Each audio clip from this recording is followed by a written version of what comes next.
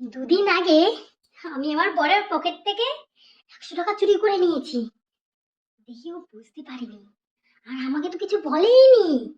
আমি তো খুব আনন্দে যে আমি টাকাটা চুরি করেছি, ও তো কিছু বলেনি আমাকে।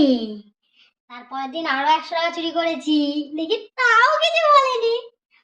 ভাবলাম তাহলে টাকাগুলো হচ্ছে আমার। তারপরের দিন তো আমি 500 টাকা চুরি করে নিয়েছি, দেখি ও বুঝতেই পারিনি, আর আমাকে তো কিছু বলেইনি। ওর মনের মধ্যে তো আমার 3-4টে লাড্ডু ফুটছিল। এগুলো সব টাকাগুলো নিয়ে আমি আমার ব্যাগে রাখতে গেছি, গিয়ে দেখি আমার ব্যাগে 1 টাকাও নেই।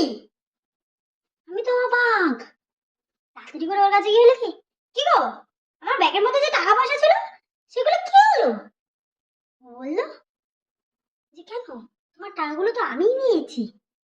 তুমি যে এতদিন আমার পকেট থেকে টাকাগুলো নিচ্ছিলে, তো ওই টাকাগুলোর থেকেই নিচ্ছিলে। যে লে, এতদিন তাহলে আমি আমার টাকা থেকেই আমি নিচ্ছিলাম টাকা।